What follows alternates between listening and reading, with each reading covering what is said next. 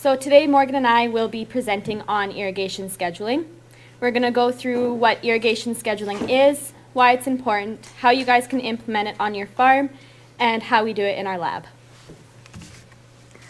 What is irrigation scheduling? Our main goal when we're doing irrigation scheduling is to limit crop water stress. In order to limit crop water stress, the focus needs to be directed to using water at the right time, right place, and at the right amount. So when we focus on satisfying those 3 R's, it results in crop yield, quality, and uniformity to increase, the amount of nutrients and water lost through leaching to decrease, and operation costs to decrease. There are 4 important pieces of information that is needed for irrigation scheduling. First one is knowing your soil texture. Soil texture will impact the water holding capacity. For example, a clay loam soil has 2.2 inches per foot of available moisture versus a sandy loam soil, which is less at 1.7 inches per foot. The different amount of water at a seedling stage compared to a reproductive stage also differs. So a canola crop at a seedling stage uses about 1.5 millimeters of water per day versus the reproductive stage where it's about 5 millimeters of water per day. As you know, if it's hot and dry out, you'll need to apply more water. A canola crop at a reproductive stage during that will need about 7.8 millimeters, whereas if it's cold and overcast, it'll use 3 to 4 millimeters. And the last one is understanding your irrigation system.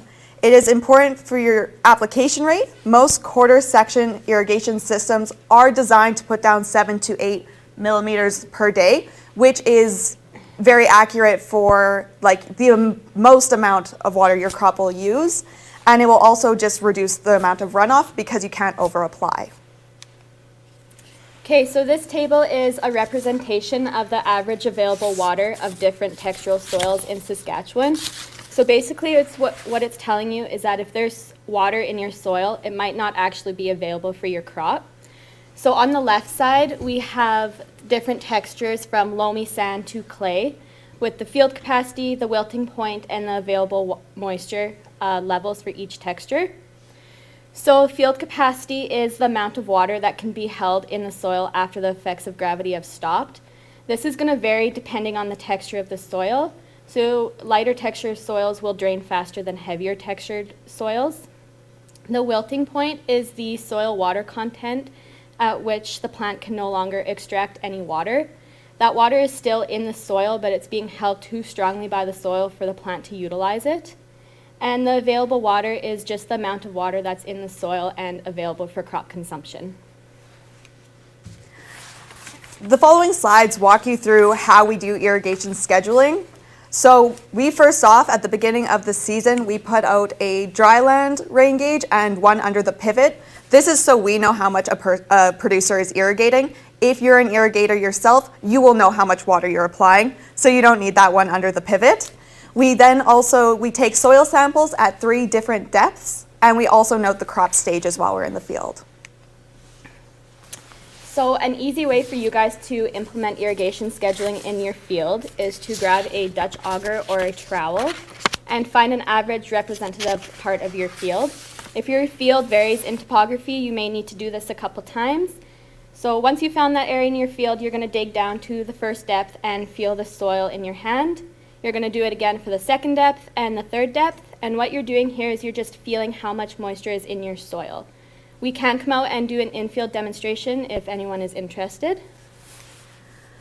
So Sarah was just mentioning the hand feel method. These are the charts that are available to you within the irrigation scheduling manual, which we'll get into, and Kara will actually take us through these charts. But this is what we use when we go out into the field. We are trying to get better that we don't need our charts, but it's accurate, it's helpful, we always have them on us. So once we complete our steps in the field, we bring the soil back to the lab and we do a process called gravimetrics. So first of all, we start by weighing out the wet soil. We place it in the soil oven for 24 hours, then we weigh out the dry soil. After those 24 hours, we will subtract the wet weight from the dry weight, And this will just determine the available moisture in the soil and to see if the crop is getting enough water.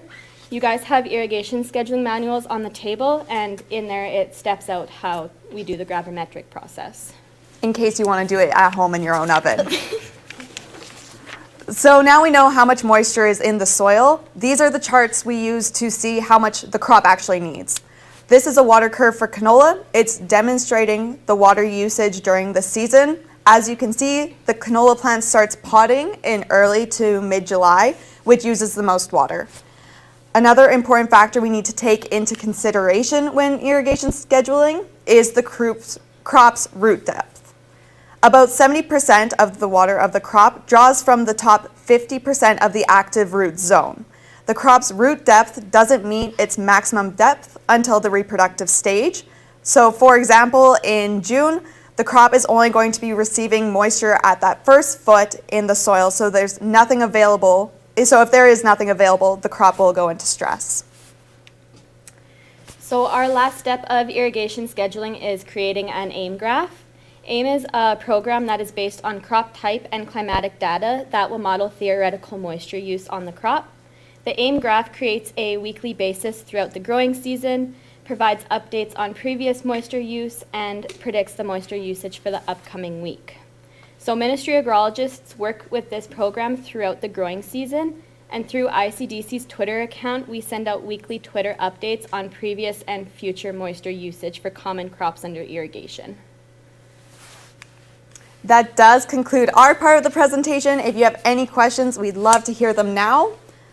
And if not, you can find us at break or contact us another day.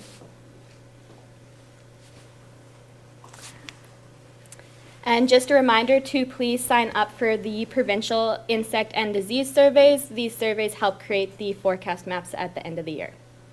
And so our QR codes here, it'll be up on break. There are also QR codes hanging by the coffee to really lure you guys in. So scan it and sign up, but we're ready to move on to our next presentation.